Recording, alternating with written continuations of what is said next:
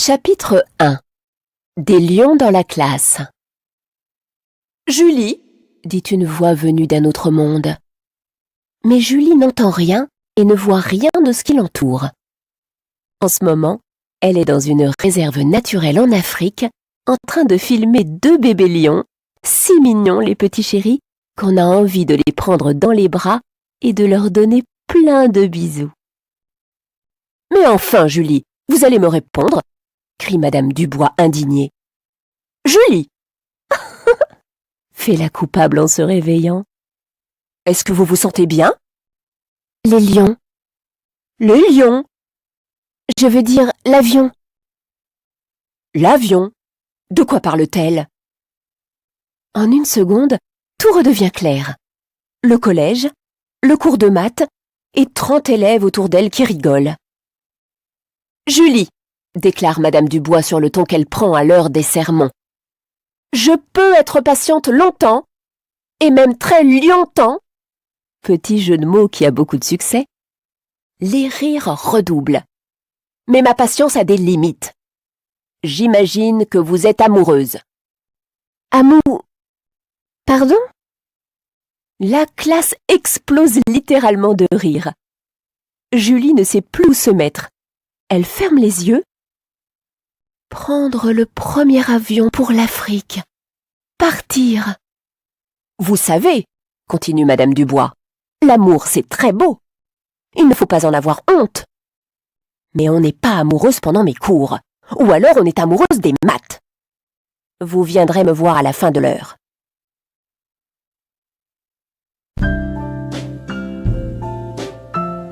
Chapitre 2. Ça ne va pas fort.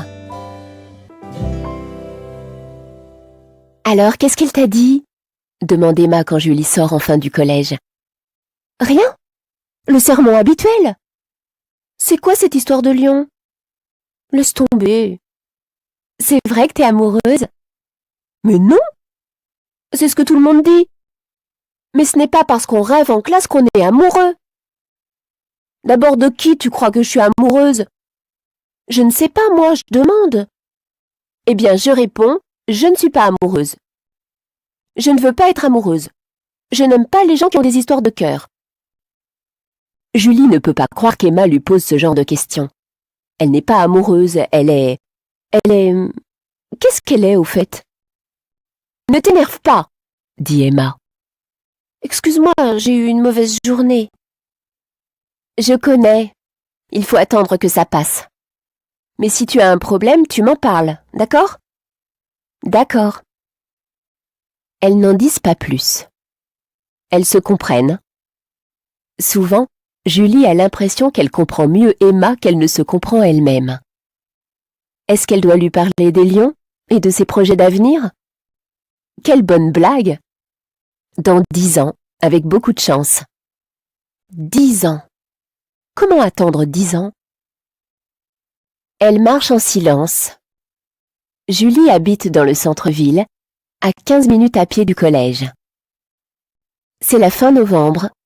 Les rues et les vitrines des magasins sont décorées pour Noël. C'est très joli. Julie se sent un peu moins seule, un peu moins loin des lions, pour ainsi dire. Elles arrivent devant la station de métro des Cordeliers.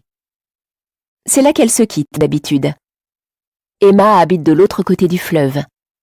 « Ouh, t'es encore là ?» demande cette dernière. « Oui, pourquoi ? J'ai eu l'impression que tu n'étais plus sur la planète Terre. Toi, ma vieille, ça ne va pas fort. Tu veux venir chez moi ? On va regarder un film. Il y aura Lucas. »« Lucas ? Mon cousin. Justement, il est amoureux. De Judith, une Anglaise. Une fille super. Tiens, c'est amusant. Vous avez presque le même prénom. Qu'est-ce que je vais leur dire ? Tu pourras leur demander la recette. Très drôle. Je plaisante. Je ne sais pas, on va parler. Judith adore le ciné. Et Lucas écoute de la musique ethnique géniale. Est-ce qu'ils vont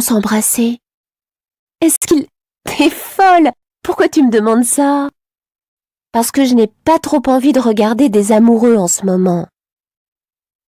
Cette fille voit des lions en classe de maths, se dit Emma. Elle ne veut pas rencontrer d'amoureux. Elle rougit pour un rien. Elle ne peut pas rester dans cet état. Julie, s'écrie-t-elle de la voix de Madame Dubois, je peux être patiente très longtemps, mais il ne faut pas exagérer. Vous allez venir chez moi et en silence, s'il vous plaît. Finalement, Emma réussit à faire sourire Julie et elles descendent toutes les deux dans le métro, bras dessus, bras dessous.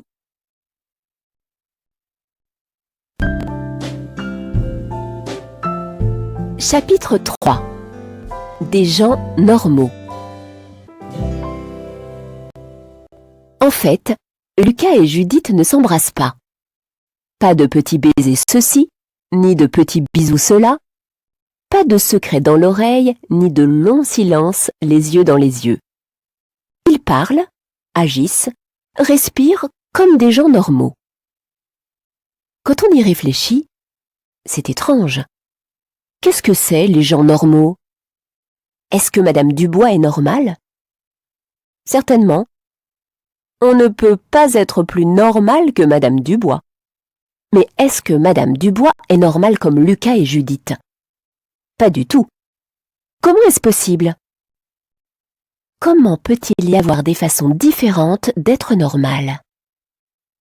En tout cas, une chose est sûre, si quelqu'un n'est pas normal ici, c'est elle. Les gens normaux ne filment pas des bébés lions en classe de maths. Que font les gens normaux? Eh bien, ils font des choses de gens normaux. Prenons un exemple, ou même deux exemples. Lucas et Judith. Lucas et Judith sont normaux de la tête aux pieds. Ils ne sont pas timides, ils ne cherchent pas leurs mots quand ils parlent, et ils ne disparaissent pas toutes les 5 minutes dans un autre monde. Quand ils veulent dire quelque chose, ils le disent. Quand ils veulent se taire, ils se taisent. Ça semble très facile, mais ça ne l'est pas du tout. Comment ils font? Se demande Julie. Ce qu'elle voit lui plaît beaucoup, et en même temps, cela la rend triste. Jamais elle ne réussira à devenir normale comme eux. Lucas a 16 ans, il est beau et sympathique. Il sait déjà ce qu'il veut faire plus tard, ingénieur, et il étudie dans ce but. Il ne sait pas encore s'il construira des moteurs d'avion ou des autoroutes, mais il sait qu'il construira des choses avec sa tête et avec ses mains. On a envie de l'écouter pendant des heures et de regarder le futur sans peur, comme lui. Judith a 1 an de plus que Julie. Elle vient de Manchester et en ce moment, elle habite chez sa tante. Elle parle anglais, français et suédois. Son père est suédois. Et c'est la meilleure élève de sa classe. « Tu connais bien la Suède ?» demande Julie. « Oui, assez bien. J'y vais chaque année, à Noël, pour voir la famille de mon père. L'année prochaine, je vais étudier dans un lycée, à Stockholm. » Comme Lucas, Judith a un programme. « Moi aussi j'ai un programme, » se dit Julie. « Je veux être cinéaste animalière. Et je travaille pour ça. Je prends des photos. Je fais des films. » « Et toi ?» demande Judith. « Qu'est-ce que tu fais ?»« Moi ? Rien. Je vais au collège. » « Elle prend des super photos, » dit Emma. « Elle veut être photographe plus tard. »« Emma !» proteste Julie. « Mais c'est vrai, tes photos sont aussi belles que dans les livres. Plus tard, elle va voyager en Afrique. Et Emma !»« En Afrique ?» dit Lucas. « Tu veux filmer des lions ?» Julie rougit comme une tomate. Les autres la regardent d'une drôle de façon. « Je ne sais pas. Il est déjà 7 heures. Je dois rentrer. Mes parents, ils... »« Reste, » dit Emma. « Téléphone-leur. On va dîner ensemble et regarder un film. »« J'ai des nouveaux DVD, » dit Judith. Julie est timide, mais quand elle a une idée en tête, elle n'en change pas facilement. Elle rentre donc chez elle. Elle aimerait mieux rester avec eux, mais elle ne fait pas toujours ce qu'elle veut. En chemin, elle se rappelle la voix de Lucas. « En Afrique, tu veux filmer des lions ?» Et elle se sent triste, sans savoir pourquoi.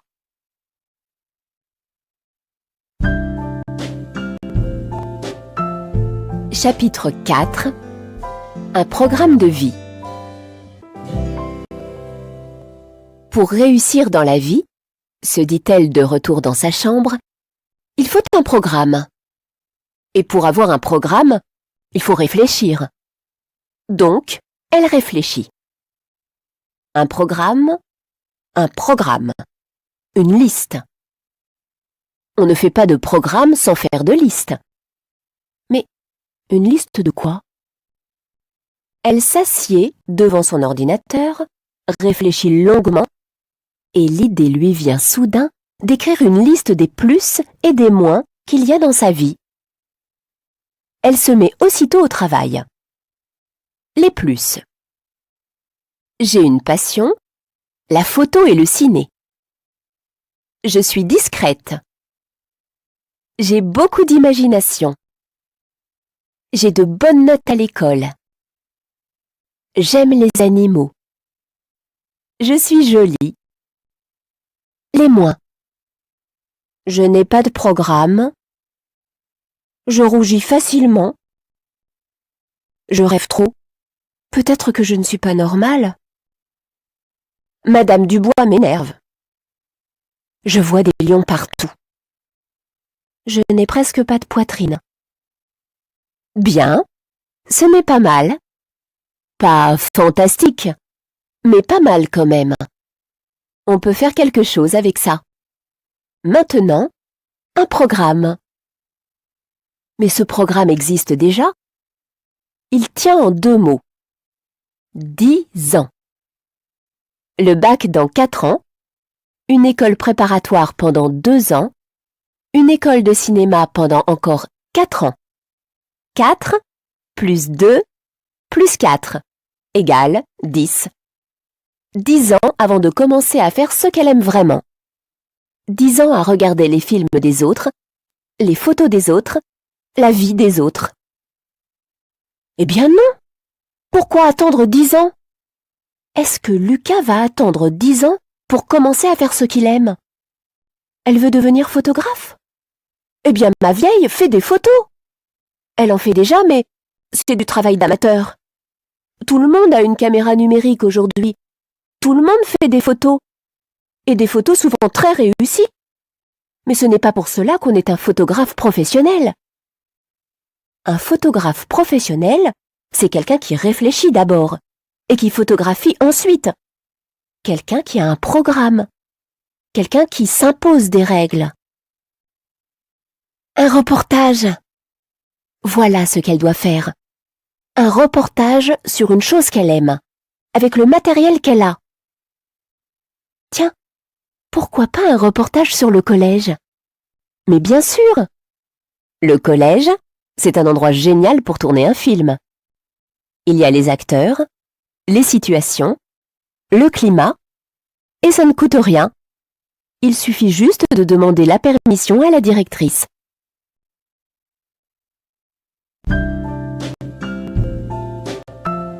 Chapitre 5. Encore des lions. Le lendemain matin, entre 2 cours, Julie rassemble son courage et va frapper à la porte de Madame l'évêque. « Un rendez-vous ?» s'étonne Madame Benamou, la secrétaire. « Mais à quel sujet ?»« C'est à cause des lions, je veux dire, à cause de mon avenir. »« Oui ?»« Et je voudrais... Oh, s'il vous plaît, Madame Benamou, est-ce que je pourrais parler à Madame l'évêque? C'est important. » « Mais je ne peux pas te laisser entrer comme ça. »« Tu es sûre que ça va bien? »« Mais oui, c'est pour une idée de film. Je voudrais... Toi, tu es amoureuse. »« Pardon ? » ?»« Elle est amoureuse. Ne me dis pas le contraire, je le vois. L'amour, ma petite, je connais. » Amoureuse. Cette femme est folle. Je suis en train de me battre pour devenir photographe et elle me dit que je suis amoureuse. Mais pas du tout. Je voudrais juste... Je vais te faire un thé. Tu n'as pas de fièvre au moins? Je vais très bien. Je voudrais voir Madame l'évêque pour... Comment il s'appelle? Qui? Ton amoureux. Mais je n'en ai pas. Ma chérie, regarde-toi dans une glace. Tu prends du sucre ou du miel? Une folle. Madame l'évêque entre dans le secrétariat. C'est une femme de 40 ans. Julie l'aime beaucoup. Elle est toujours très proche des élèves. Julie, qu'est-ce que tu fais ici? Madame, il faut que je vous parle. C'est au sujet des lions. Je vois des lions partout et je pense que c'est à cause de mon avenir. Alors je voudrais faire un reportage sur le collège. C'est-à-dire que je voudrais filmer la journée d'un élève normal et je... Oh mon Dieu! Assieds-toi, ma chérie. Jeanne, un thé. Je m'en occupe. Julie s'assied.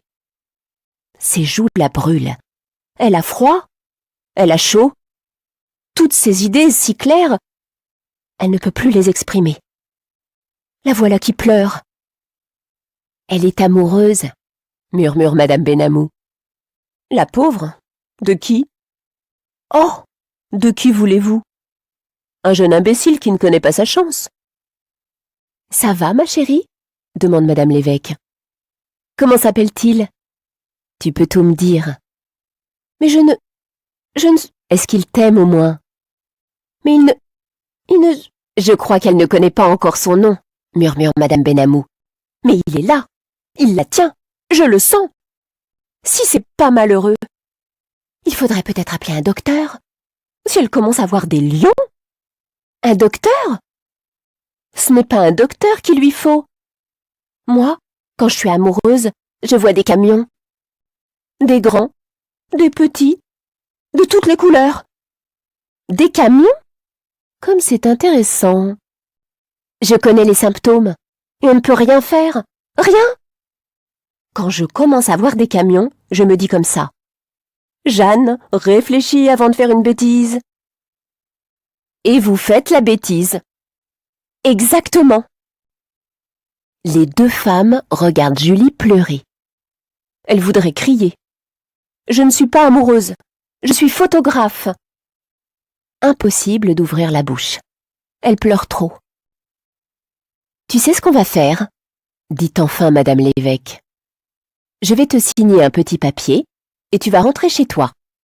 Si, j'insiste. Jeanne, vous voulez bien l'accompagner? Je téléphone à sa maman. Et les voilà parties toutes les deux. Julie en larmes et Madame Benamou des mouchoirs plein les mains. Oh, l'amour, dit Madame Benamou. Terrible, terrible. Ça ne m'arrive pas plus d'une fois tous les 5 ans, mais les ennuis que ça m'apporte. D'un autre côté, c'est bien agréable. Mais dis-moi, tu dois bien avoir une petite idée de son nom. Ce n'est pas Étienne, par hasard? Étienne? Mais c'est un ami. Un ami qui ne te regarde pas toujours comme un ami, si tu veux mon avis. Qui cela peut être?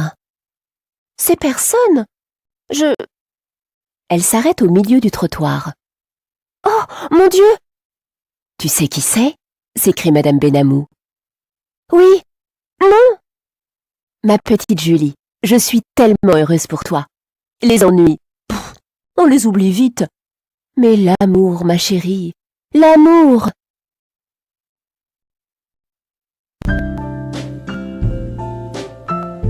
Chapitre 6. Dans le parc.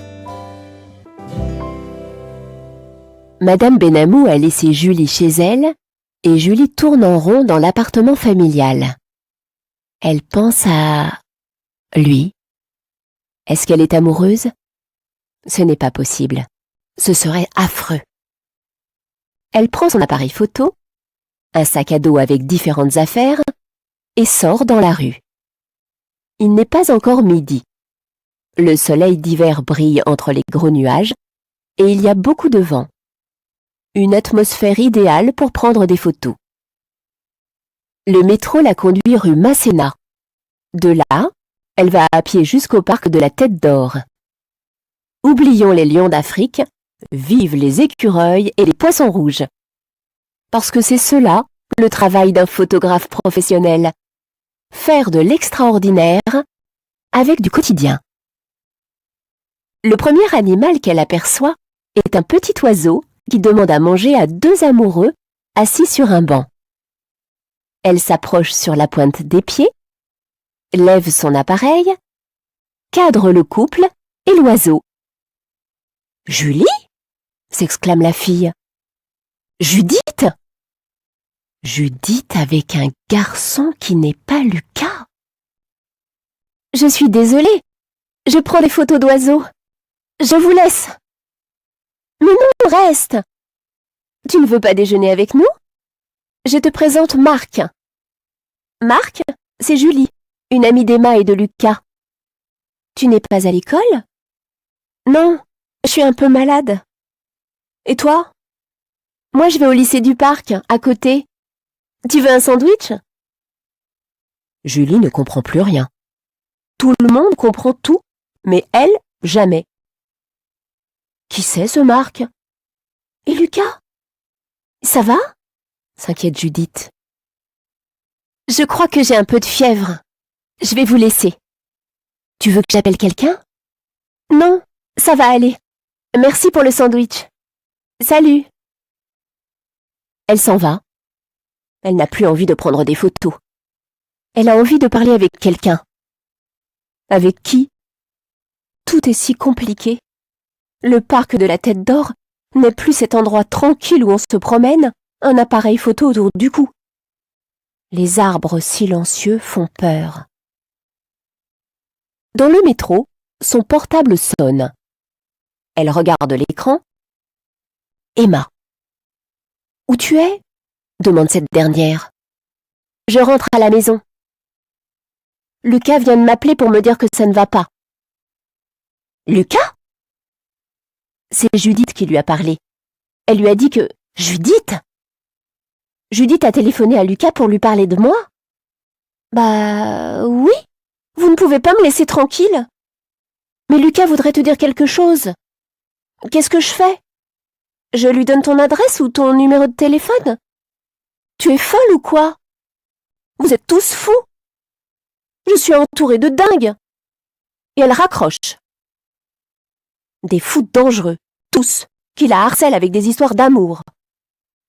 Elle n'est pas amoureuse. Elle est photographe. Photographe. D'habitude, quand elle est malheureuse, comme en ce moment, elle pense aux lions, et ça va mieux. Mais où sont-ils ? Elle les appelle. Ils ne viennent pas.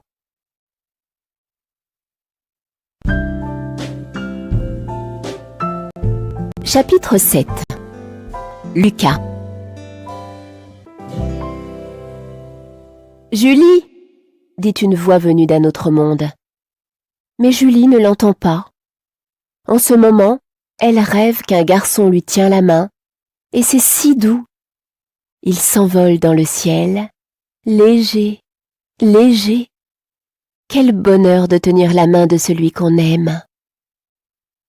Julie, réveille-toi, ma chérie. Tu veux que j'appelle un médecin ? Maman, il est quelle heure ? Elle s'est endormie tout habillée sur son lit. 4 heures de l'après-midi. Comment te sens-tu ? Tu as le front brûlant. Tu as de la fièvre ? Maman ! Madame l'évêque pense que tu ne dors pas assez. Est-ce que tu lis tard le soir ? Non. Il y a un camarade qui veut te voir. Un camarade ? Entre, mon garçon. Salut, fait Lucas à la porte. Ça va ? Je vais préparer le goûter, dit la maman. J'en ai pour 2 minutes. Elle sort de la chambre. Julie et Lucas restent seuls. Ils ne savent pas quoi se dire. Lucas a l'air étrange. Lui qui est toujours si sûr de lui Il semble soudain incapable de mener une conversation.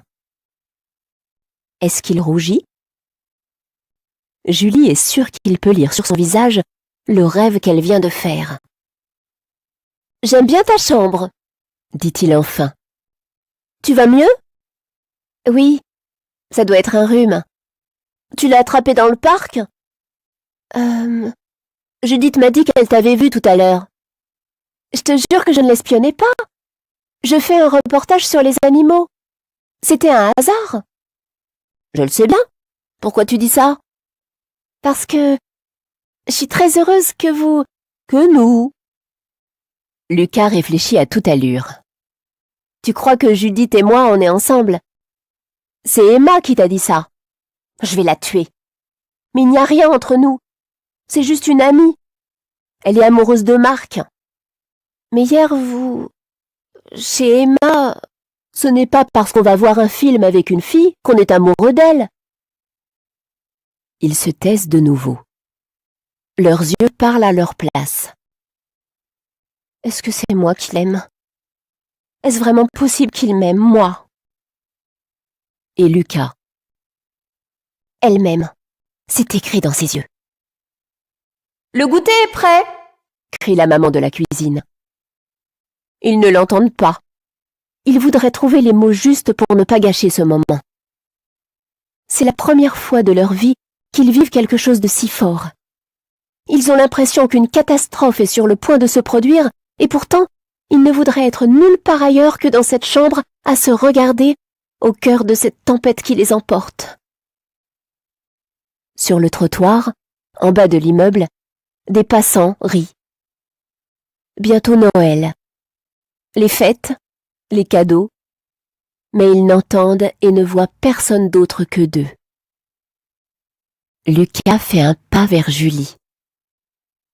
Julie s'avance vers Lucas. Puis il s'arrête, effrayé à l'idée de ce qui va se passer s'il continue. Il tourne la tête, le cœur battant, et se hâte vers la porte comme pour sortir d'une maison en feu. Mais la porte est étroite, et leurs mains se touchent. La veille de Noël. Nous sommes le 24 décembre, la veille de Noël à Nuremberg. Il fait froid, il y a beaucoup de neige sur les toits et dans les rues de la ville. Il y a des marchés de Noël avec des jouets, des décorations et plein de bonnes choses à manger. Les habitants regardent les vitrines des magasins et achètent des cadeaux pour leur famille et leurs amis. Dans les rues, des enfants interprètent des chants de Noël. Les Silberhaus vivent à Nuremberg et dans leur belle maison, tout est prêt pour le réveillon. Dans le salon, il y a un grand sapin de Noël avec des bougies et des décorations de toutes les couleurs. Au pied du sapin, il y a beaucoup de cadeaux, des gros, des petits, des moyens. Marie et Fritz Silberhaus sont frères et sœurs. Marie est très jolie. Elle a de longs cheveux châtains et de grands yeux bleus. Elle adore les poupées. Fritz a les cheveux blonds et les yeux marrons. Il aime jouer avec ses petits soldats de plomb. Marie et Fritz sont très excités parce qu'ils adorent le réveillon de Noël. « La fête va bientôt commencer !» dit Marie avec enthousiasme. « Regarde, il y a des biscuits, des bonbons, des fruits et même une bûche de Noël sur la table !» s'écrie Fritz. « Les invités sont déjà là !» dit Marie. « Mais où est l'oncle Drosselmayer?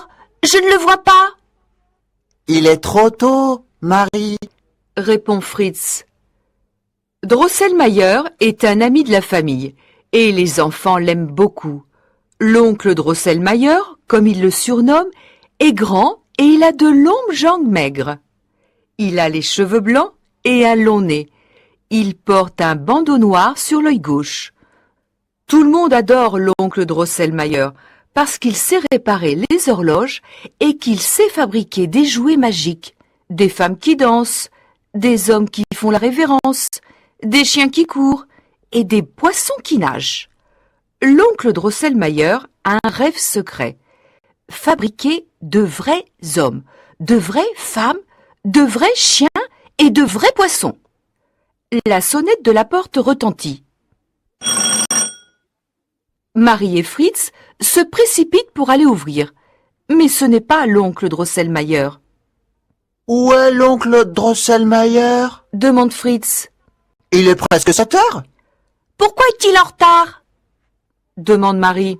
« Il doit venir, » dit Fritz. « Il doit nous apporter des cadeaux magiques. » Il y a beaucoup de monde à la fête.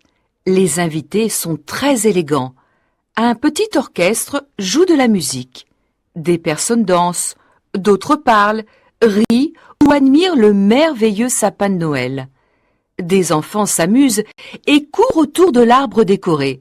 Mais l'oncle Drosselmayer n'est pas là. Soudain, on entend de nouveau la sonnette. Marie et Fritz courent à la porte. « C'est l'oncle Drosselmayer! C'est l'oncle Drosselmayer !» s'écrie Marie. « Il est arrivé !» dit Fritz joyeusement. L'oncle Drosselmayer se tient debout devant la porte et il sourit à Marie et à Fritz. Il porte un long manteau et il a des cadeaux de toutes les couleurs dans les bras. « Bonsoir tout le monde !» dit l'oncle Drosselmayer. Monsieur et Madame Silberhaus et tous les invités lui souhaitent la bienvenue. « Merci !» dit l'oncle Drosselmayer. « Il fait chaud ici et la maison est très accueillante. Dehors il fait très froid. Il neige et il y a beaucoup de vent. » Il se tourne ensuite vers Marie et Fritz et leur dit. « Venez dans le salon, j'ai d'incroyables surprises pour vous. Vous allez être très contents. J'ai aussi des cadeaux pour tout le monde. »« Tu es vraiment très gentil, » dit Madame Silberhaus. Marie et Fritz courent dans le salon. L'oncle Drosselmayer les suit. « Quel magnifique sapin !» s'exclame l'oncle Drosselmayer. « Est-ce que tu as un sapin de Noël chez toi ?» demande Marie. « Bien sûr, mais il est très petit. » répond l'oncle Drosselmayer.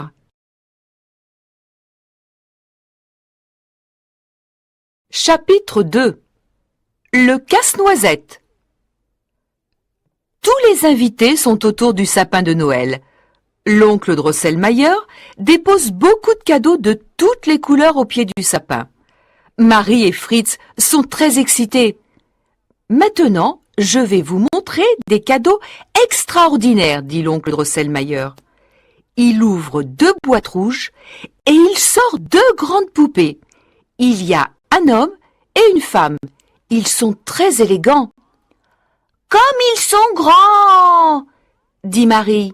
« On dirait de vraies personnes !» dit Fritz. « Et ce n'est pas terminé. Regardez !» dit l'oncle Drosselmayer. Il tourne une clé dans le dos des poupées et elles commencent à danser dans le salon. Les invités sont surpris parce que les poupées dansent très bien. Marie et Fritz se mettent à rire. Quand la musique s'arrête, les poupées s'arrêtent aussi de danser et l'oncle Drosselmayer les met au pied du sapin. « Et maintenant, les autres cadeaux !» dit l'oncle Drosselmayer. Le cœur de Marie bat très fort. L'oncle Drosselmayer donne des cadeaux aux cousins, aux tantes, aux oncles, au père et à la mère de Marie et de Fritz. Tout le monde est content. Puis, l'oncle Drosselmayer donne son cadeau à Fritz. Le garçon l'ouvre et il trouve 20 petits soldats de plomb. « Oh, quel beau cadeau !» s'écrie Fritz. « J'adore les petits soldats de plomb. Ils vont entrer dans mon armée. Merci, oncle Drosselmayer. » L'oncle Drosselmayer se tourne ensuite vers Marie et lui donne une grande boîte bleue. « C'est pour toi, Marie. » Marie ouvre lentement la grande boîte bleue et... que trouve-t-elle à l'intérieur? Un grand soldat de bois. Elle est très étonnée. Elle regarde attentivement le soldat, puis elle s'écrie. C'est un casse-noisette, n'est-ce pas, oncle Drosselmayer? Oui, Marie, c'est un casse-noisette, mais un casse-noisette magique. Il est très beau, dit Marie. Il n'est pas beau. dit Fritz. Il est laid. Ce n'est pas vrai, Fritz, réplique Marie. Il est très beau et je l'aime beaucoup. C'est mon casse-noisette. En réalité, le casse-noisette n'est pas beau, mais Marie est très contente, J'ai une idée. dit Fritz. Le casse-noisette peut entrer dans mon armée sous le nom de capitaine Casse-Noisette. Il peut commander mes petits soldats de plomb. Fritz prend le casse-noisette des mains de Marie et il se met à courir autour du sapin de Noël. Il saute et il lance le soldat de bois en l'air. Tout le monde s'amuse beaucoup, mais Marie est très en colère, Tu vas être le capitaine Casse-Noisette. dit Fritz. Arrête, Fritz, Crie Marie. ne le lance pas en l'air. Donne-le-moi, c'est mon casse-noisette. Elle court après Fritz dans le salon. Soudain, Fritz fait tomber le casse-noisette par terre. Et crac! Oh non, S'écrie Marie. son bras est cassé. Mon pauvre casse-noisette. Fritz, tu es vraiment méchant. Marie est triste et elle commence à pleurer, Ne pleure pas. dit l'oncle Drosselmayer. Je peux mettre son bras en écharpe, si tu veux. Et souviens-toi, c'est un casse-noisette magique. Marie écoute l'oncle Drosselmayer, mais elle continue à pleurer. Maintenant, tu vas mettre le casse-noisette au lit, avec tes poupées. Dit l'oncle Drosselmayer. Ne t'inquiète pas, il va bientôt guérir. Marie ne sait pas si c'est vrai, mais elle prend quand même le casse-noisette et le pose avec ses poupées et les petits soldats de Fritz. Elle met le casse-noisette à côté de ses poupées préférées. J'espère que l'oncle Drosselmayer a raison, Dit Marie tristement. Bonne nuit, mon cher casse-noisette. Chapitre 3. Minuit magique. Après le repas, Marie et Fritz sont fatigués et ils montent dans leur chambre. Mais Marie n'arrive pas à dormir parce qu'elle est très triste. Elle pense à son casse-noisette et à son bras cassé. Comment va mon pauvre casse-noisette? Pense Marie. Est-ce qu'il dort? Je ne peux pas attendre jusqu'à demain matin. Je veux le voir tout de suite. Elle se lève, met ses pantoufles, puis descend. La grande maison est sombre et silencieuse. Le salon et le sapin de Noël ont un aspect étrange dans l'obscurité. Sur la longue table, il reste des biscuits et un peu de bûches de Noël. J'ai faim, pense-t-elle. Je vais manger un morceau de bûche. Dans un coin du salon, il y a une horloge ancienne. Marie regarde l'horloge. Il est minuit. Soudain, il se passe une chose étrange. La table du salon commence à grandir. Qu'est-ce qui se passe? Se demande Marie. Le sapin de Noël commence lui aussi à grandir. Soudain, tout est très grand dans le salon. Seule Marie est restée petite. Pourquoi tout est grand maintenant? Se demande-t-elle. Et pourquoi je suis si petite? Marie a peur. Elle entend un bruit terrifiant et elle va se cacher sous la table. Soudain, elle voit de grosses souris avec de longues queues courir dans le salon. Leur chef est le gros et méchant roi des souris. Oh, comme ces souris sont grosses, Pense Marie. et elles semblent méchantes. Les grosses souris et leur roi sautent sur la longue table et commencent à manger la bûche de Noël et les biscuits. Marie est toujours sous la table. Elle ne sait pas quoi faire. Les grosses souris voient Marie et courent vers elle. Oh non! S'écrie Marie. Où est-ce que je peux aller? Soudain, elle entend un bruit dans un coin du salon. Elle se tourne et... que voit-elle? les petits soldats de plomb de Fritz qui traversent le salon. Ils portent leur veste rouge, leur chapeau bleu et leurs pantalons bleus. « Les petits soldats de plomb de Fritz !» s'exclame Marie. « Ils vont venir m'aider !» Les petits soldats de plomb marchent vers les souris et les souris marchent vers les petits soldats de plomb. « Ils vont se battre !» pense Marie. Elle les observe un peu étonnée. Il y a beaucoup de bruit et le casse-noisette se réveille. « Qu'est-ce qui se passe ici ?» se demande-t-il. Il s'assoit sur le lit et il voit les petits soldats et les souris. « Les soldats ont besoin d'un capitaine, » pense-t-il. Il se lève rapidement et il va rejoindre les petits soldats de plomb. « Je suis le capitaine Casse-Noisette. Et à partir de maintenant, je suis votre chef, » dit-il. « Suivez-moi.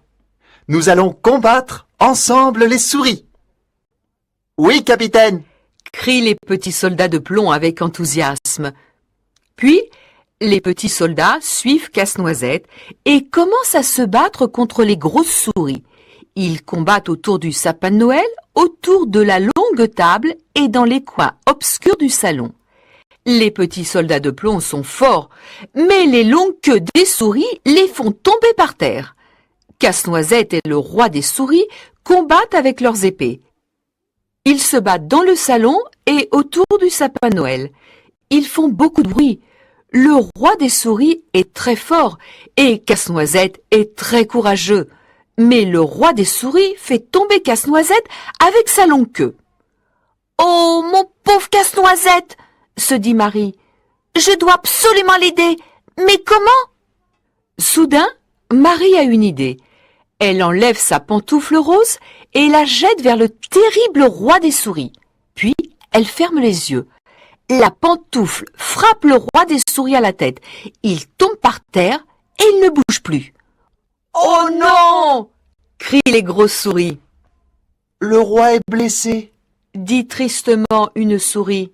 « Il ne bouge plus. Il faut le ramener à la maison. » Des souris emmènent le roi hors du salon. « Hurrah! Hurrah !» crient les petits soldats de plomb. Un soldat tire un coup de canot. Bang! Un bruit terrible et une épaisse fumée noire remplissent le salon. Les grosses souris ont peur et elles s'échappent. « J'ai peur de rouvrir les yeux, » pense Marie. « Qu'est-ce qui se passe? J'entends des bruits terribles et ça sent la fumée. Mais où est mon cher Casse-Noisette ?»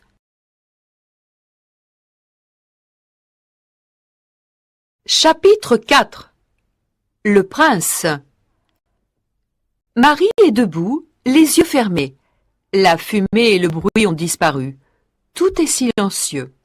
« Je peux rouvrir les yeux maintenant, » pense-t-elle. Elle regarde autour d'elle et s'écrie. « Je ne suis plus dans le salon, mais où suis-je?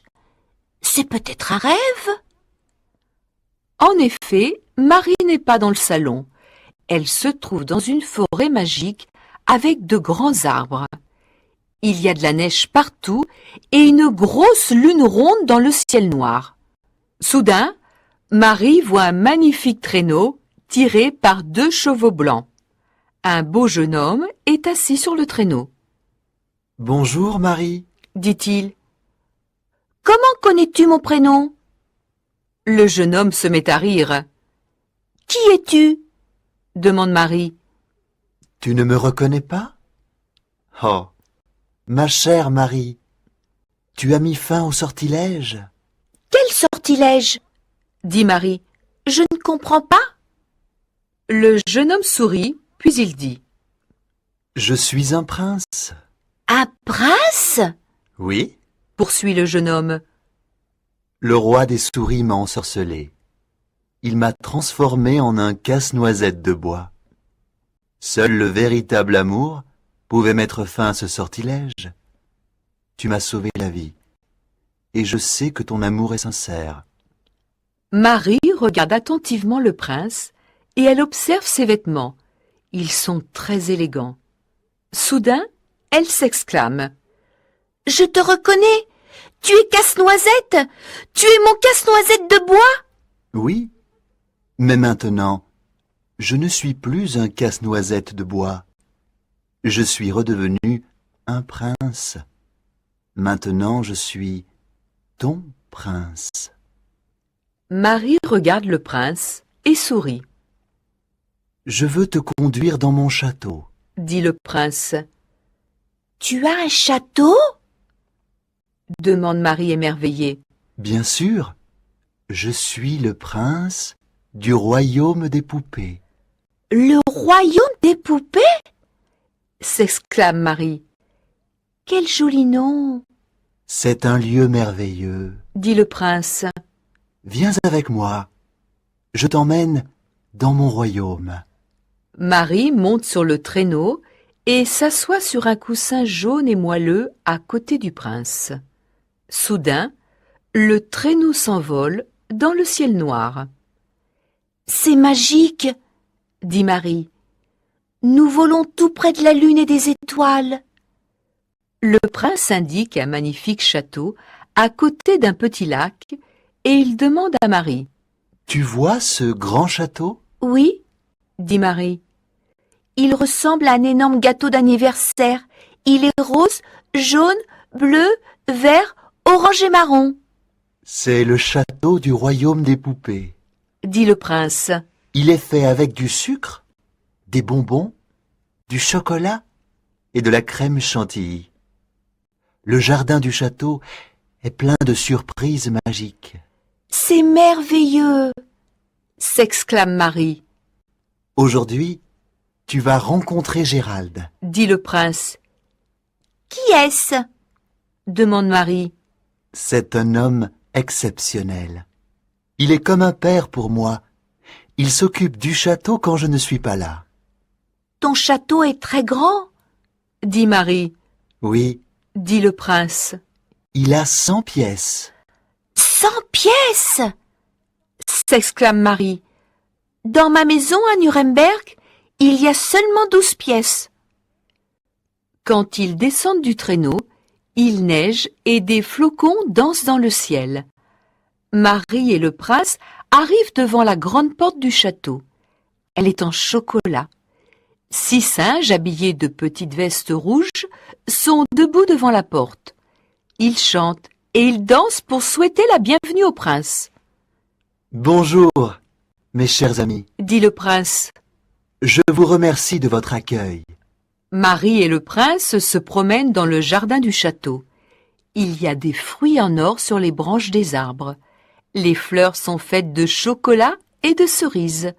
Marie et le prince marchent le long d'une magnifique rivière. C'est la rivière Orange. Dit le prince. Elle s'appelle comme ça à cause de sa couleur. Et elle sent bon l'orange aussi. Dit Marie. Puis, le prince indique des arbres le long de la rivière Orange, et il dit. Regarde les fruits de ces arbres. Ce sont des confitures. Il y a des arbres avec des confitures de fraises et des arbres avec des confitures d'abricots. Ce sont mes confitures préférées. S'exclame Marie. Quand ils reviennent au château, un vieil homme aux cheveux blancs leur souhaite la bienvenue. Il est grand et il porte une longue veste rouge et dorée. Cher prince, vous voilà enfin. Soyez le bienvenu, Dit-il. Tout le royaume est très heureux de votre retour. Merci, Gérald. Dit le prince.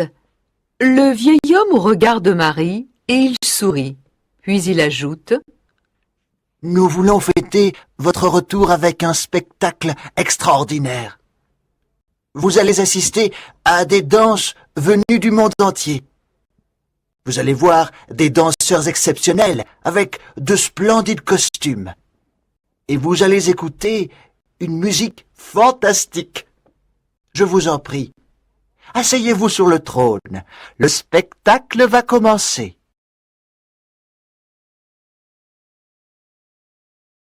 Chapitre 5. Le royaume des poupées. La cour est réunie dans la salle du trône. Un petit orchestre joue de la musique. Il y a des violons, des trompettes et un piano. Le spectacle commence. Maintenant, vous allez assister à la danse de la fée dragée. Dit Gérald. Le prince aime beaucoup la fée dragée. C'est sa danseuse préférée. Elle porte un tutu rose et blanc et des chaussons de danse rose. Le costume de son cavalier est bleu. La musique est fantastique et la cour assiste au spectacle en silence. À la fin de la danse, tout le monde applaudit.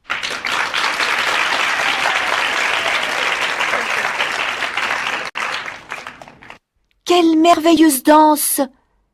S'exclame Marie. La fée dragée est vraiment une excellente danseuse. Dit le prince. Et maintenant, la danse espagnole et sa joyeuse musique. Dit Gérald. Il y a beaucoup de danseuses et de danseurs espagnols. Ils ont les yeux et les cheveux noirs. Les danseuses portent de longues robes et des chaussons de danse rouges. Leurs cavaliers portent des chemises blanches et des pantalons noirs. Leurs mouvements sont très rapides parce que la musique est dynamique. À la fin de la danse, ils offrent du nougat à Marie et au prince. En Espagne, il y a du bon nougat. Dit l'un des danseurs. Et maintenant, voilà la danse arabe. Dit Gérald. Les danseuses portent de longs costumes blancs et des chaussons de danse noirs. Les danseurs ont des chemises et des pantalons blancs. La musique est très harmonieuse. À la fin de la danse, les danseurs offrent une tasse de café à Marie et au prince. Ce café vient d'Arabie. Dit l'un des danseurs. Il est délicieux! S'exclame Marie. Et maintenant, les Cosaques vont vous présenter une surprenante danse russe. Dit Gérald. 9 Cosaques commencent à danser et ils lèvent leurs jambes en l'air. Puis, ils sautent très haut et ils font plusieurs tours sur eux-mêmes. Leurs costumes et leurs chapeaux sont de toutes les couleurs et ils portent tous une moustache. La musique est forte et très rapide. Ces danseurs semblent magiques!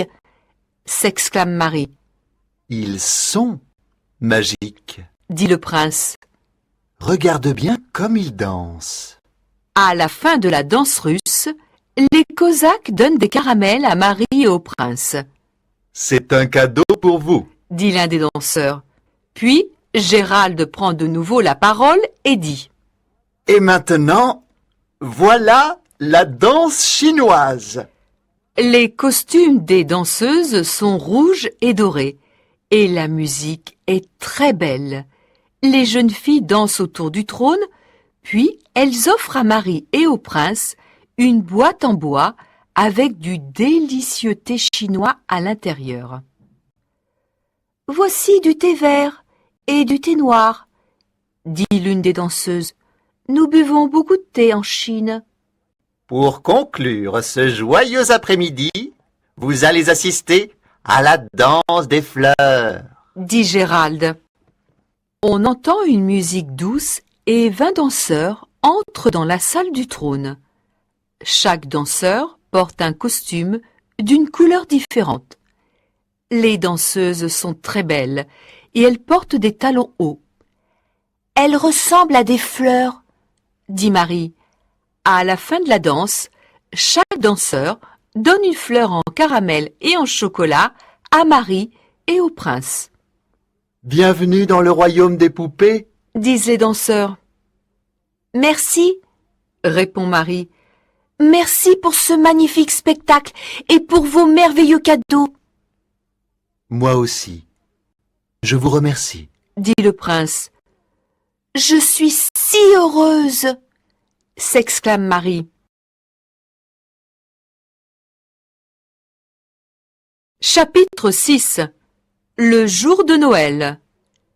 Les danseurs sont assis dans la salle du trône. Ils parlent et ils s'amusent. Ma très chère Marie, veux-tu danser avec moi? demande le prince. Avec joie. Répond Marie. L'orchestre commence à jouer. Marie et le prince dansent dans la salle du trône. Ils sont très heureux. Quand la musique s'arrête, Marie et le prince s'assoient sur le trône. Marie est très fatiguée et elle sent ses yeux se fermer. Puis, elle s'endort. Soudain, on entend un bruit. Marie se réveille doucement. Elle est assise à côté du sapin de Noël, dans le salon de sa maison, à Nuremberg. « Où suis-je » se demande-t-elle ensommeillée. « Que m'arrive-t-il? Où est le prince ?» Elle regarde autour d'elle, le salon est vide. « Je ne suis pas dans la salle du trône ?» pense Marie. « Où sont les danseurs? Et où est le prince ?» Elle entend à nouveau le bruit. Quelqu'un frappe à la porte. Marie se lève et ouvre la porte. C'est l'oncle Drosselmayer. « Bonjour Marie! Dit-il joyeusement. Que fais-tu ici toute seule? Aujourd'hui, c'est Noël! Ah bon? Aujourd'hui? C'est Noël? Dit Marie surprise. Puis elle ajoute. Joyeux Noël, oncle Drosselmayer! Joyeux Noël, Marie! Marie regarde le sapin de Noël et le grand salon vide. Tout est silencieux. Puis, elle regarde par la fenêtre. Il neige. Alors, c'était un rêve? Dit-elle tristement. Un rêve? Demande l'oncle Drosselmayer. Oui, j'ai fait un rêve merveilleux. J'étais dans le royaume des poupées avec le prince Casse-Noisette. Quelle belle musique et quel danseur exceptionnel! Ce n'était peut-être pas un rêve. Dit l'oncle Drosselmayer. Marie se tourne vers la porte et, que voit-elle? Le prince. Il est là, devant elle, et lui sourit. Oui, j'ai fait un rêve merveilleux. J'étais dans le royaume des poupées avec le prince Casse-Noisette. Quelle belle musique et quel danseur exceptionnel! Ce n'était peut-être pas un rêve. Dit l'oncle Drosselmayer. Marie se tourne vers la porte et, que voit-elle? Le prince. Il est là, devant elle, et lui sourit. Joyeux Noël, Marie. Dit le prince. Oh! Mais alors, ce n'était pas un rêve? Dit-elle joyeusement. Non, ma chère Marie, je suis un vrai prince. Et moi, je suis l'oncle du prince Casse-Noisette. Dit l'oncle Drosselmayer. Cette année, Noël va être magique pour toute la famille.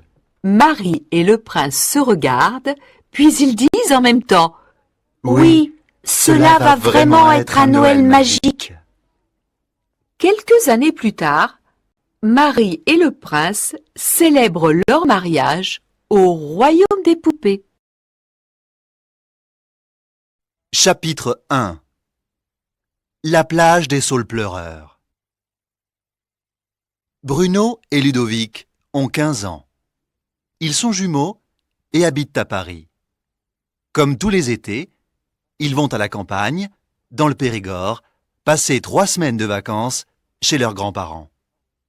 Ils adorent ça. Ils se sentent libres. Libres d'aller à la découverte de la nature, de vivre 1000 aventures, de profiter de tout ce qu'ils n'ont pas la possibilité de faire dans une grande ville comme Paris.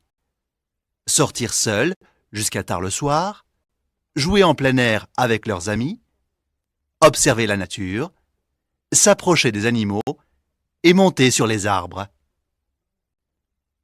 Leurs grands-parents habitent à Brantôme, dans une maison entourée d'un beau jardin. Tout autour, il y a des prés, des bois, un torrent et un petit lac où Bruno et Ludovic vont souvent se baigner. Ce qu'ils aiment en particulier, c'est une sorte de petite plage avec de beaux saules pleureurs qui offrent une agréable fraîcheur. C'est le point de rencontre préféré avec leurs copains. Au milieu des arbres, ils ont construit avec des branches une petite cabane qu'ils considèrent comme leur refuge, le lieu où ils rêvent et où ils organisent leurs expéditions. Le matin, Bruno et Ludovic se réveillent habituellement vers 9 heures.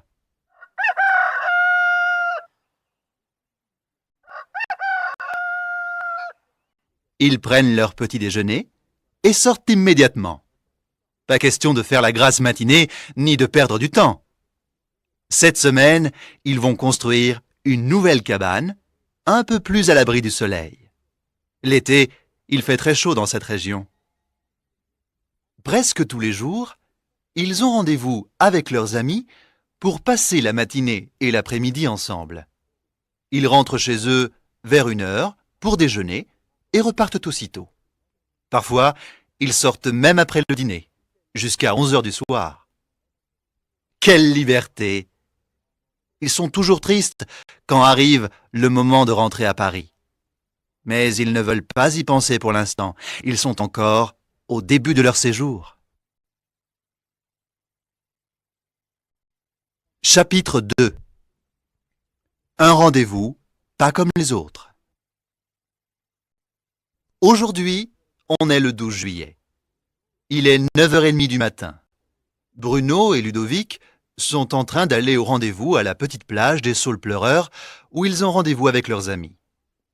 Pour y arriver, ils parcourent un petit chemin bordé d'un côté de haies très épaisses et de l'autre d'arbres et d'arbustes épineux. Ils sont en train de bavarder lorsque tout à coup, ils entendent des voix. Ils se retournent, mais ils ne voient personne le long du chemin. Ils arrêtent de parler et écoutent. Ils entendent encore des voix. Ils regardent à travers les haies, mais ils ne distinguent pas grand-chose. Ils se déplacent un peu et ils trouvent finalement une partie de la haie qui est un peu moins épaisse. Ils aperçoivent 3 hommes. Mais qu'est-ce qu'ils font? L'un d'entre eux est en train de travailler avec une pelle. Il le voit bien. Il doit avoir une 50aine d'années. Il a les cheveux gris et porte des lunettes. Il y a aussi un autre homme, grand, fort, avec des cheveux noirs, une barbe et des moustaches. Le troisième est de dos. Bruno et Ludovic ne peuvent pas bien le voir. Il est plus petit que les 2 autres et a les cheveux gris. Sa voix est très rauque. « Tu as vu Bruno ?»« Oui, mais tais-toi, sinon on va nous voir. Essayons de comprendre ce qu'ils sont en train de faire. » Les 3 hommes ont creusé un trou. Ils jettent quelque chose à l'intérieur et le rebouchent. Les 2 frères n'arrivent pas à voir, mais ils entendent quelques bribes de conversation. Voilà, c'est fait. On peut y aller maintenant. Quand est-ce qu'on se voit? Ce soir. D'accord. Après 11 heures? Oui, même endroit que d'habitude. À soir. Bruno et Ludovic se regardent. Mais qu'est-ce qui se passe? Je n'en sais rien. Qu'est-ce qu'ils ont pu enterrer? Un trésor, des armes, un cadavre? On va voir. Pas tout de suite. On va raconter aux autres et on revient plus tard. Ok, c'est mieux. Ils s'en vont à toute vitesse et ils arrivent à la petite plage en moins de 10 minutes. Ils veulent vite tout raconter à leurs amis. Chapitre 3. Sur le lieu du crime. Oh, vous êtes là! On se demandait s'il fallait vous attendre encore ou non. Oui, nous sommes en retard, mais nous avons quelque chose d'intéressant à vous raconter. C'est vrai ou vous avez inventé quelque chose pour vous faire pardonner? C'est vrai, c'est vrai. Venez. Jean et Paul sont les meilleurs amis de Bruno et Ludovic. Ils ont 15 ans, eux aussi. Ils habitent à Toulouse pendant toute l'année et sont dans la même classe. Ils se connaissent tous depuis l'enfance. Les jumeaux racontent alors ce qu'ils ont vu et leurs amis les écoutent avec attention. « Qu'est-ce que vous dites d'aller voir le lieu du crime ?» dit Bruno. « Bien sûr !» répond Paul. « Je suis très curieux. »« Et si c'est dangereux ?» fait remarquer Jean. « Si on y va tous ensemble, je pense qu'il n'y a pas de problème. » propose Ludovic. Nos 4 amis se mettent en chemin. Ils arrivent à l'endroit où Bruno et Ludovic ont vu les 3 hommes. Ils trouvent un passage dans la haie et finissent dans un champ à moitié cultivé. À un certain endroit, la terre est retournée. Un trou assez grand a été creusé. Ils cherchent alors des indices. « Regarde, Ludovic, il y a du sang !» dit Paul effrayé. « C'est vrai, c'est du sang. »« Cette affaire commence à devenir dangereuse, » dit Bruno, de plus en plus paniqué. « Regardez !» crie Jean. « Qu'est-ce que c'est ?» demande Bruno. « Une boîte d'allumettes.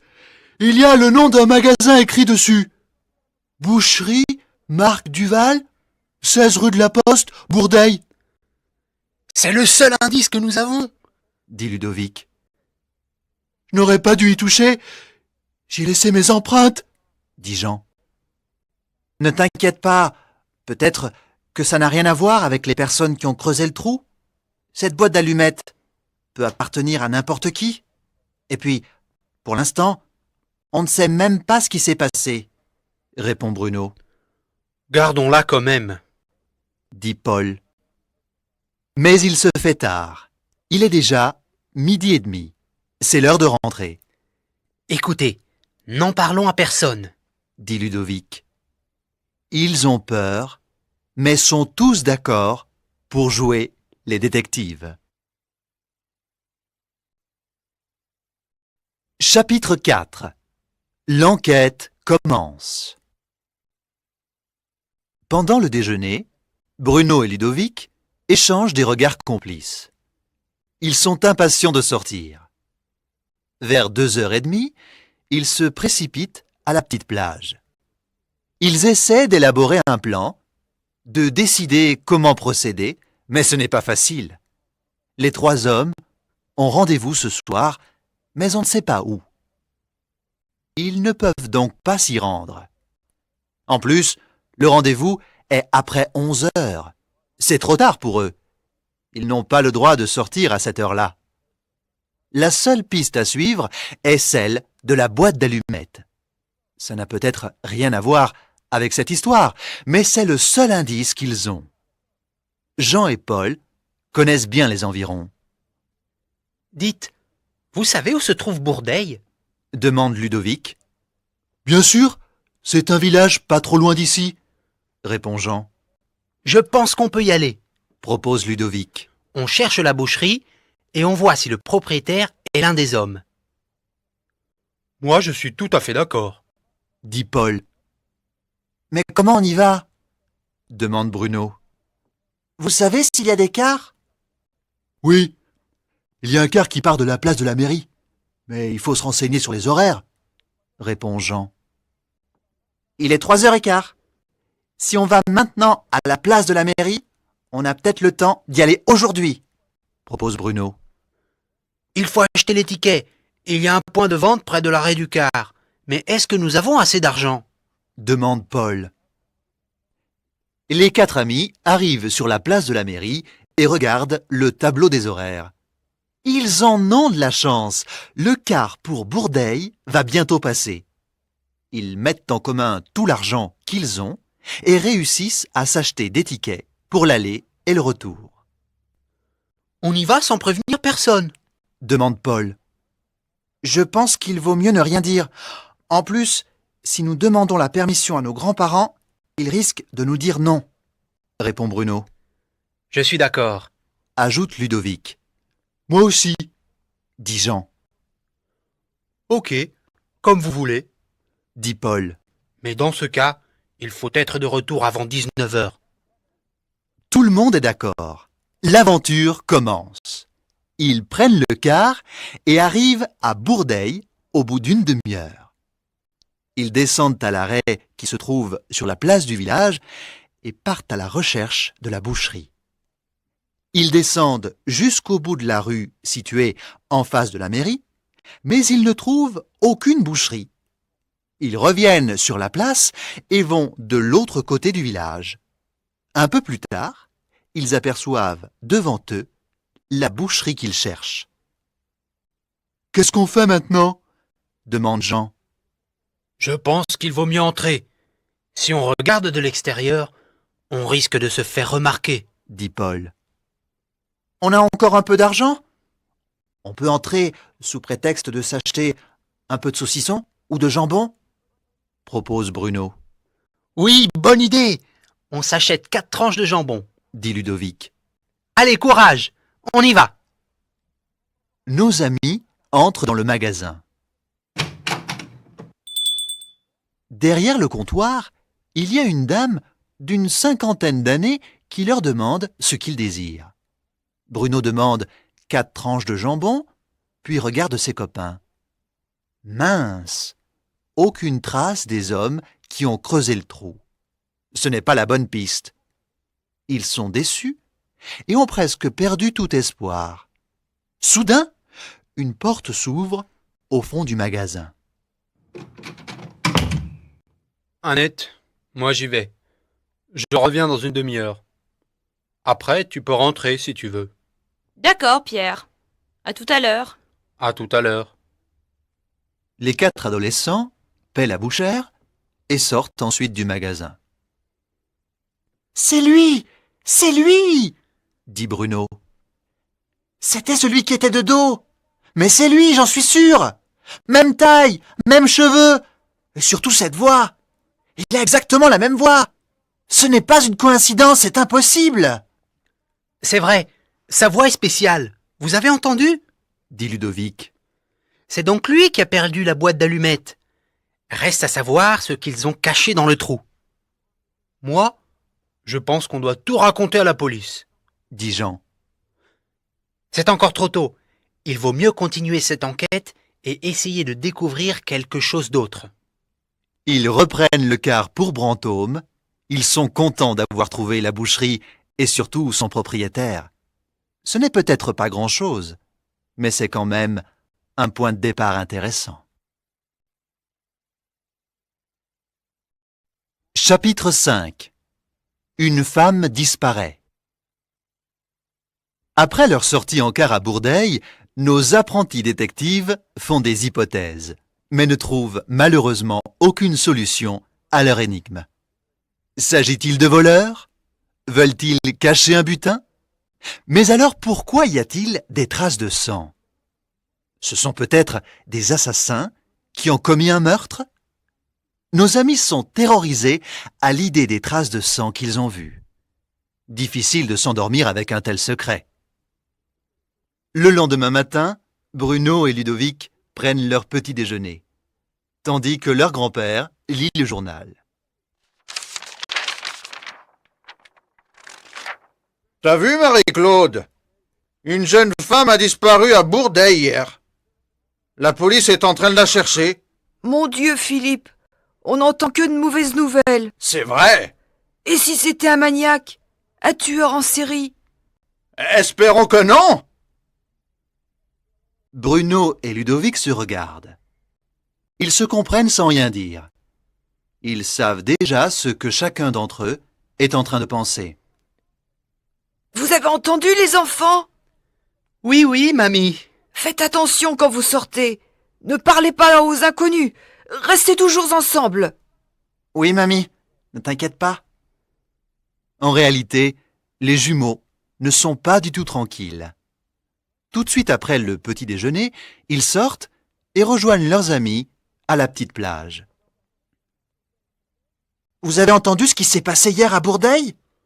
Non ? Quoi ? Une jeune femme a disparu. La police mène une enquête. C'est terrible. Et si c'était ? C'est exactement ce à quoi nous avons pensé. Le trou ? Le sang ? C'est possible ? Dans ce cas-là, il faut aller à la police. Moi, je suis d'accord. Vous savez où se trouve le commissariat? Oui, c'est derrière la mairie. Qu'est-ce qu'on fait? On en parle avec quelqu'un? Non, sinon, nos parents et nos grands-parents vont s'inquiéter. Alors, on se voit cet après-midi directement devant la mairie et on va à la police. Entendu. Alors, à 3 heures, devant la mairie. N'oublions pas la boîte d'allumettes! D'accord. Chapitre 6. Au commissariat. À 3 heures, nos 4 amis se retrouvent devant la mairie. D'un côté, ils sont impatients de tout raconter à la police, et de l'autre, ils ont peur. Ils hésitent, discutent et se rendent finalement au commissariat. Pas question de se taire. Il faut avoir du courage. C'est Bruno et Ludovic qui vont parler au commissaire. Ils entrent et attendent avec impatience qu'on les appelle. Au bout de quelques minutes, un agent arrive et les accompagne dans un bureau où le commissaire les reçoit. Bonjour les enfants. Entrez et asseyez-vous. Bonjour monsieur. Mon collègue vient de me dire que vous devez me parler de quelque chose d'important. Dites-moi, je vous écoute. Bruno raconte alors ce qu'ils ont vu. Les 3 hommes dans le champ, le tour à Bourdeille, la découverte de la boucherie. Il dit qu'ils ont eu peur, surtout après avoir entendu la nouvelle de la dame disparue. Vous avez dit que vous avez trouvé des traces de sang. Vous en êtes sûr? Oui, tout à fait, monsieur. Vous en avez parlé à quelqu'un? Non, à personne. Écoutez, laissez-moi la boîte d'allumettes. Nous la gardons au cas où elle aurait quelque chose à voir avec cette histoire. Pour le reste, faites attention. Ne fréquentez pas les lieux isolés, restez ensemble. Laissez-moi aussi vos numéros de téléphone. En cas de besoin, on vous contacte. À la sortie du commissariat, nos amis sont plutôt satisfaits. Les agents ont été très attentifs et ils ont eu l'air de s'intéresser à leur histoire. Ils décident de suivre les conseils de l'agent et d'être prudents. Ils ne veulent plus aller sur le lieu du crime. Du moins, c'est ce qu'ils pensent pour l'instant. Mais vont-ils résister à la tentation de poursuivre leur enquête? Chapitre 7. Encore des indices. Les jours suivants, il ne se passe rien. Nos 4 amis se rencontrent toujours sur la petite plage. Ils parlent beaucoup de cette histoire et ils lisent surtout le journal tous les jours pour voir s'il y a des nouveautés. Malheureusement, la jeune femme n'a pas encore été retrouvée. Ils imaginent déjà comment les 3 hommes peuvent avoir tué la pauvre femme et espèrent que la police trouvera au plus tôt les preuves de leur culpabilité. Ils l'ont peut-être étranglé? Ou bien, ils lui ont tiré un coup de revolver? Ils peuvent également l'avoir noyée. La pauvre. N'oubliez pas que nous avons trouvé des traces de sang. Je pense plutôt à un coup de revolver, ou bien une pierre, ou un autre objet. Un jour, ils décident finalement de retourner sur le lieu du crime pour l'examiner encore une fois. Ils y arrivent toujours par le même chemin, après s'être assurés que personne ne les observe. « Regardez !» dit Bruno. « Un autre trou, pas loin de celui que nous avons découvert. » Et encore du sang. Chuchote Paul. C'est terrible, terrible. Il est frais ce sang. Ils doivent avoir tué quelqu'un il y a peu de temps. Il faut retourner à la police et tout raconter. Et s'ils nous prennent pour des fous? Tant pis, allons-y quand même. Une demi-heure plus tard, ils sont de nouveau devant le commissariat. Ils sont reçus par le même agent. Qu'est-ce qui se passe encore? Nous sommes retournés dans le champ où nous avons découvert le premier trou. Eh bien, nous en avons découvert un autre, plus récent, avec d'autres traces de sang. Du sang frais. Et il est peut-être arrivé quelque chose de terrible. Écoutez les enfants, restez tranquilles. Nous vous remercions de vos informations, mais laissez la police s'occuper de ce cas. Évitez d'aller dans le champ, on ne sait jamais, ça peut être dangereux. Il vaut mieux ne pas prendre de risques. Chapitre 8. Une nouvelle piste. Mardi matin, Bruno et Ludovic s'apprêtent à sortir lorsqu'ils jettent un coup d'œil au journal. Fin du mystère de la jeune femme disparue. Fugue pour des problèmes sentimentaux. Dis donc, lisons un peu. Elle n'a donc pas été tuée, cette femme? Pas de meurtre? Pas d'assassin? Pas de cadavre? Le journal dit que Valérie Pérec, 28 ans, a disparu il y a une semaine après une violente dispute avec son fiancé. Exaspérée, elle part de son village pour changer de vie. Au bout d'une semaine, elle revient sur ses pas et décide de recommencer sa vie et de quitter son fiancé. Les parents et les amis de Valérie sont soulagés. Bruno et Ludovic lisent un extrait de l'interview de la jeune femme. Où étiez-vous parti? En Provence, à Gordes. J'ai une amie là-bas qui m'a accueilli. Qu'est-ce qui vous a fait changer d'idée? Mes parents et mes amis me manquaient énormément. Au début, j'ai été tenté de ne rien dire à personne. Mais après, la nostalgie a eu le dessus. Les deux enfants sont contents de la bonne nouvelle, mais pensent et repensent en même temps à ce que les trois hommes peuvent avoir fait. Sont-ils coupables de quelque chose? S'agit-il d'assassins? Ce ne sont peut-être que des apparences. Pourtant, ils ont vu de leurs yeux les traces de sang. Il doit bien y avoir eu quelque chose. Ils décident alors d'aller à la bibliothèque pour lire les quotidiens des jours précédents. Ils choisissent la page des faits divers locaux et cherchent des articles concernant d'autres personnes disparues. Après de longues recherches, ils trouvent un seul article sur un clochard qui a disparu. Voilà! Il s'agit peut-être de ce pauvre clochard? Le problème, c'est qu'on n'en parle pas beaucoup. La plupart des gens ne s'intéressent pas à la mort d'un clochard. C'est vrai. Il est probablement seul au monde. Chapitre 9. Un fait divers. Le lendemain, les deux frères rentrent à 12h30. Ils ont faim et demandent tout de suite à leur grand-mère si le déjeuner est prêt. Oui, il est prêt. Je vous ai préparé une belle tarte aux épinards. Par les temps qui courent, il vaut mieux manger des légumes plutôt que de la viande. Tu as raison, Marie-Claude. On ne peut pas faire confiance au boucher. On risque de manger n'importe quoi, lui dit son mari. Qu'est-ce que ça veut dire? On ne peut pas faire confiance au boucher? Demande Bruno. Regarde dans le journal d'aujourd'hui, tu comprendras. Bruno prend le journal et le feuillette. Cherche dans les faits divers. Il continue à feuilleter et appelle son frère. Au bout de quelques instants, il trouve un titre qui attire leur attention.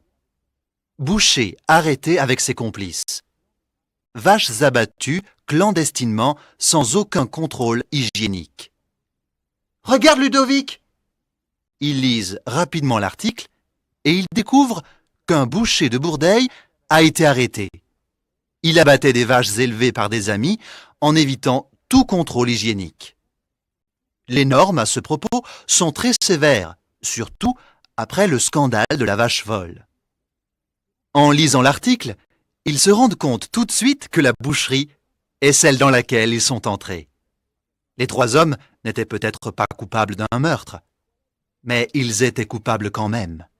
« Voilà d'où venait le sang !» s'écrie Bruno. « Le sang ?»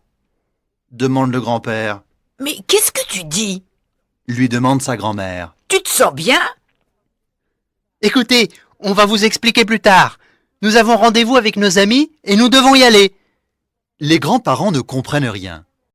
Bruno et Ludovic prennent un morceau de tarte et sortent en courant. Ils se précipitent à la petite plage car ils doivent donner la nouvelle à leurs amis. Chapitre 10. Un coup de fil. C'est presque l'heure du dîner. Bruno et Ludovic viennent de rentrer lorsque le téléphone sonne.